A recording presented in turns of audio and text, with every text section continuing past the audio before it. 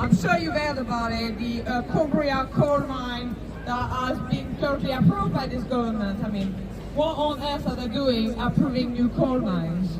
But actually, you know, there are still workers and people who support the use of coal, and we need to propose alternative.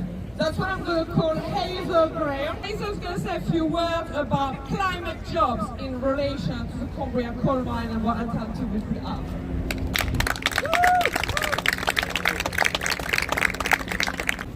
My name's Hazel Graham. I'm a climate jobs activist. I'm a Unite member and a member of XR Trade Unionists, and I'm part of the movement that is fighting to stop the new coal mine being built in Cumbria. That coal mine was first proposed back in 2014. That's 9 years now that those fossil fuels have stayed in the ground. 9 years of call-in requests, judicial reviews, public inquiries, amazing brave work by local groups, 9 years of direct action, work with the press, local politicians, local communities and trade unionists. And I'm here today to talk about the attempts to divide us, the attempts to patronise us when the West Cumbria Mining Company and the government explain why we need a new coking coal mine in Cumbria. The first false divide that they're trying to create is one across generations. They're trying to pit the need for jobs for our generation against the needs for our kids to have a livable future. But it's a false divide. We see through those lies. We know that we deserve jobs that also build a better future for our children. The second false divide that they're trying to create is between those of us who are campaigning for jobs and those of us campaigning for action on the climate crisis. And we have to ask ourselves the question of why. Why are they doing this? It's because they see that our movements are becoming more and more united, and that scares them. Because they see as more and more of us experience flooding or strange seasons that no longer make sense, and as more and more of us can't afford to heat our homes, we're starting to demand change that fixes all of those problems at the same time. We're demanding insulation and warmer homes and affordable public transport and secure unionised, nationalised climate jobs and decent paying conditions. And the movement is growing, so they have to try and divide us. Because if you just think for a second, put yourself in the mindset of being a very wealthy shareholder who wants to make a lot of profit by dumping a dirty short-term industry on our community in Cumbria and shuffling the profits off elsewhere. And if you've been getting frustrated that this has taken you 9 years already, you're going to have to fight really hard to divide our movements. But they're failing. The climate jobs movement is building. It's building in conversations on the picket lines, it's building in conversations in workplaces and in communities and in the pub and all the places where all of us talk to each other and their PR spin can't reach us. This coal mine cannot and will not go ahead. We will stop it, just like they stopped fracking at Prestonby Road and elsewhere.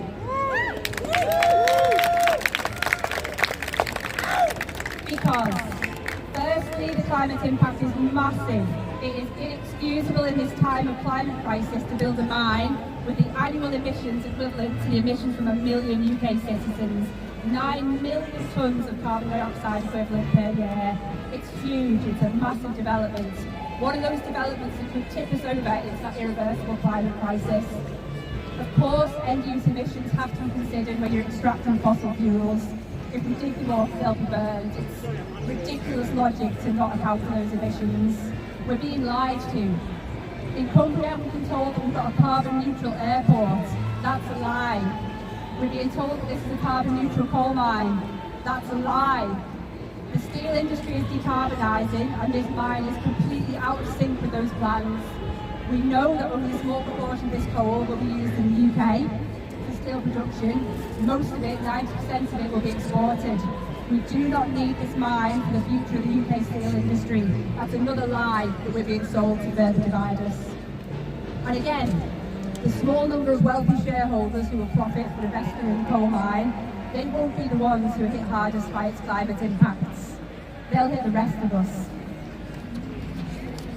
Working class people all over the world will suffer, particularly in the global south. The second reason that we will stop this mine is because we need and deserve decent, long-term, future-proof, unionised, nationalised climate jobs in the thousands in Cumbria, in the millions in the UK, not short-term, highly polluting jobs in a dying industry. And it's not just us who are questioning it. Local planners expressed doubts about the company's projected job numbers from the mine. 500 uncertain jobs, short-term jobs. It's like throwing us a few mouldy crumbs, again, patronising us, when instead we could create thousands of long-term jobs in Cumbria, climate jobs. There's a clear report just for Cumbria that maps a net gain of 6,000 new climate jobs in that transition to net zero. Again, counter the lies, counter the spin, what we're being told. So, to those who seek to oversimplify this into a debate about jobs versus the environment, patronising us again, we know it's not a choice between coal jobs or no jobs. We do not need this mine, but we do need to invest in secure, well-paid jobs very fast. So, let's make that happen. Our movements are uniting. Let's speed that up, consciously and with purpose. So, if you're here as an XR member who's not been to a picket line before, other than the practice runs yesterday, go to your local strike picket lines, and Clara's got the QR code, the rest of us have the QR code for some training, help you feel more confident for doing that. Support strikes in your local area, talk about climate on the picket line, talk about climate in your workplace. If you're in a trade union, are you trying to decarbonise your workplace? Are you trying to decarbonise your union? So to summarise, Michael Gove gave the mine the green light in December. Local campaign groups Slack and Friends of the Earth requested a statutory review of that decision. And the bit that you saw in the press last week, you'll have seen lots of times, the mine's been approved, the mine's been approved, the mine's been approved. Still hasn't been extracted 9 years on. The bit you saw in the press last week is the High Court have refused us permission to challenge Michael Gove's decision. So it's not the end of the line yet. Now we need to appeal that decision to not allow us to appeal his decision.